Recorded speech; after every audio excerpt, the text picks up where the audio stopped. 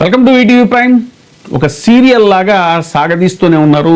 తిరుపతి లడ్డూలో వాడిన నెయ్యి కల్తీ వ్యవహారంలో అదలాగా సాగుతూనే ఉంది. ఎక్కడా కూడా ఫుల్ స్టాప్ పెట్టే ఉద్దేశం అధికార పార్టీకి లేదు అనేటువంటిది స్పష్టంగా అర్థమైపోతుంది. అయితే ఈ నెయ్యి గురించి 1000 ప్రశ్నలు తలెత్తుతున్నాయి. వాటిలో ఏ ఒక్కటి కూడా సమాధానం చెప్పట్లేదు. అటు విశ్లేషకులే కాదు, రాజకీయ విమర్శకులే కాదు, ప్రతిపక్షాలే కాదు. ప్రతిపక్షం సరే, దాని మీద ప్రతిపక్షం మీద బురద జల్లారు కాబట్టి వాళ్ళు ప్రశ్నిస్తూనే ఉన్నారు. ఎన్ని ప్రశ్నలు సంధించినా కూడా అధికార పార్టీ దగ్గర ఆన్సర్ లేదు. కానీ ప్రెస్ మీట్ పెట్టిన ప్రతిసారి మాత్రం చాలా గట్టిగా వైసీపీని అటాక్ చేయటం, చెప్పిన అబద్ధమే పదే పదే చెప్పటం అనేటువంటిది జరుగుతూనే ఉంది. ఓ పక్క ఈ నెయ్యి పేరు చెప్పి అధికార పార్టీ గొయ్యి తవ్వుకుందా అనేటువంటి విమర్శలు కూడా వస్తున్నాయి. అయినా సరే వాళ్ళు ఎక్కడ తగ్గట్లేదు. కానీ ఆ గొయ్యిలో కూలికిపోతున్నారు రాను రాను అనేటువంటిది వాళ్ళ మాటల్లోనే స్పష్టంగా తెలిసిపోతుంది. తాజాగా పెట్టిన ప్రెస్ మీట్లో కూడా అటు దగ్గర ఏది మన చంద్రబాబు నాయుడు గారు, పవన్ కళ్యాణ్ గారు, అటు బీజేపీ మాధవ్ గారిని కూడా కూర్చోబెట్టారు. అందరి మొహాల్లో కూడా ఒక తప్పు చేస్తున్నామనే భావన ప్రస్ఫుటంగా కనిపిస్తోంది అనేటువంటిది ప్రతి వాళ్ళు చెప్తున్న విషయం. ఎందుకనంటే అనేక ప్రశ్నలు అలాగే ఉన్నాయి. చాలా ప్రశ్నలు చూస్తే అసలు 5 ఏళ్ల పాటు దేవదేవుడి లడ్డూ కోసం, ప్రసాదం కోసం వినియోగించి నెయ్యిలో కల్తీ జరిగింది, లేదా దాంట్లో ఏమైనా ప్రమాదకరమైన రసాయనాలు ఉన్నాయి అని అంటే అసలు చిన్న లాజిక్ ఎలా మిస్ అవుతారు? అతను సినిమాలో చెప్పే ప్రకాష్ రాజ్ అన్నట్టు ఇంత చిన్న లాజిక్ ఎలా మిస్ అయ్యారు అన్నట్టు హాస్టల్లో అనేక మంది పిల్లలు కలుషితాహారం తిని పిట్టల్లాగా రాలిపోతారు. ఏది ఒక హాస్టల్లో భోజనం చేసిన దాంట్లో కలిసిన కలుషితాహారం గురించే అంత రచ్చ జరిగితే, తిరుమల శ్రీవారి ప్రసాదంలో ఇలాంటి కల్తీ ఏదైనా జరిగే రసాయనాలు కనుక ఏదైనా ఉంటే కోట్లాది మంది భక్తులు తిన్న భక్తులకి అసలు ఏమైనా అయ్యిందా? 5 ఏళ్ల కాలంలో అలాంటి ఏమైనా ఉదాహరణ ఉన్నాయా? ఒకవేళ ఉంటే గనక ఊరుకుంటారా? ఇంకా ఇప్పుడు మళ్ళీ ఏదో ఏకసభ్య కమిటీ అంటున్నారు. ఏది సాక్షాత్ సుప్రీంకోర్టు సిబిఐ ఆధ్వర్యంలో నియమించినటువంటి సిట్ రిపోర్టు, ఆ ఛార్జ్ షీట్ ఫైనల్ చేయగానే వీళ్ళకి అనుకూలంగా లేదు. అది ఎందుకంటే నోరు జారేసి జంతు కొవ్వు అని దారుణంగా మాట్లాడేశారు రాజ్యాంగబద్ధ పదవిలో ఉన్నటువంటి వాళ్ళు కూడా. ముఖ్యమంత్రి, ఉప ముఖ్యమంత్రి స్థాయిలో ఆ మాట మాట్లాడేసరికి ఇప్పుడు ఆ ఛార్జ్ షీట్లో అది లేకపోయేసరికి ఇప్పుడు మళ్ళీ తూచని చెప్పేసి ఇది కాదు, మేము ఏకసభ్య కమిటీ, మేము వేరే కమిటీని వేస్తామంటే పెద్ద పెద్ద విశ్లేషకులు అలాగే రాజకీయ పరిశీలకులు వీళ్ళంతా కూడా ఏంటిది దారుణం? సిబిఐ ఆధ్వర్యంలో సుప్రీంకోర్టు దేశ అత్యున్నత న్యాయస్థానం విధించినటువంటి సిట్ రిపోర్ట్ కాదని వీళ్ళు మళ్ళీ ఇంకో కమిటీ వేయటం ఏంటి? అదొకటి. ఇప్పుడు పవన్ కళ్యాణ్ గారు ఏమో 400 రూపాయలకి నువ్వుల నూనె కూడా రాదు అని చెప్పేసి ఆయన అన్నారు.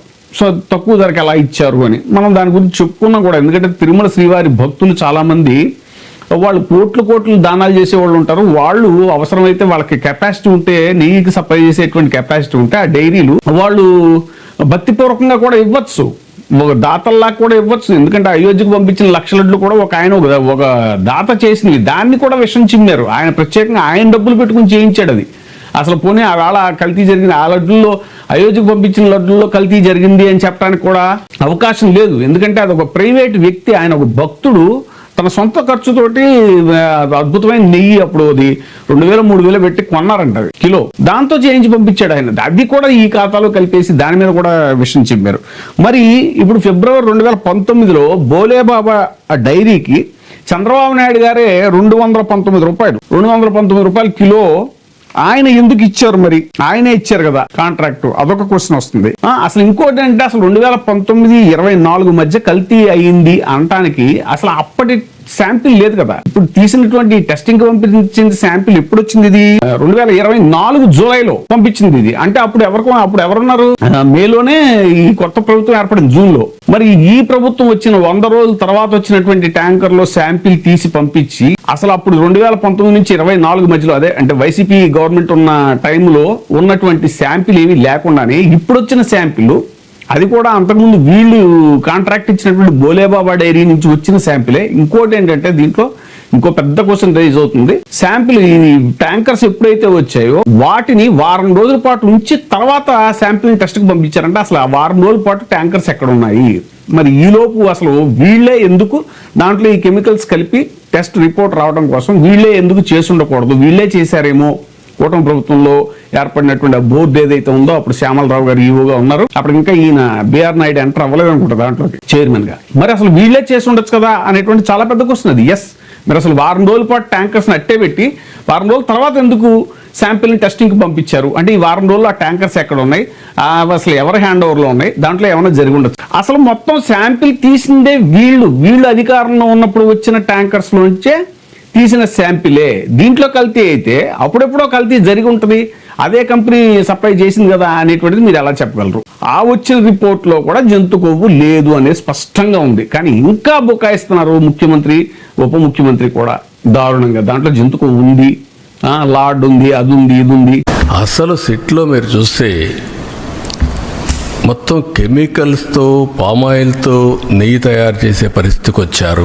అలాగే national dairy development board very క్లియర్గా చెప్పింది, దీంట్లో ఫిష్ ఆయిల్, అలా గొడ్డు కొవ్వు, పంది కొవ్వు, ఇవన్నీ లార్డ్ మన ఇంగ్లీష్ పదాలతో ఇవి ఉండే అవకాశాలు ఉన్నాయి. చాలా స్పష్టంగా వాళ్ళు ఇచ్చారు. దారుణంగా ప్రెస్ మీట్లో అయితే డైరెక్ట్గా అటాక్ చేస్తున్నారు. జంతుకు ఉంది, జంతుకు లేదు అని ఎవరు చెప్పారు నీకు?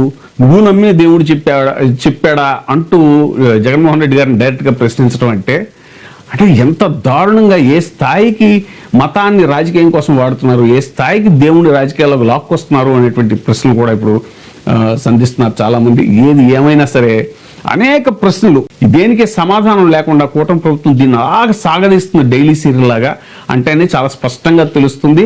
అన్ని విషయాల్ని డైవర్షన్లో పెట్టి అన్ని విషయాలకి డైవర్షన్ లాగా దీన్ని ఎంచుకున్నారు ఈ అంశాన్ని. ఒక పక్క ఇది సూపర్ 6 అమలు సరిగ్గా జరగట్లేదు, ఒక పక్క మెడికల్ కాలేజీల ప్రైవేటైజేషన్ విషయం చాప కింద నీరులో ఏమవుతుందో తెలియదు.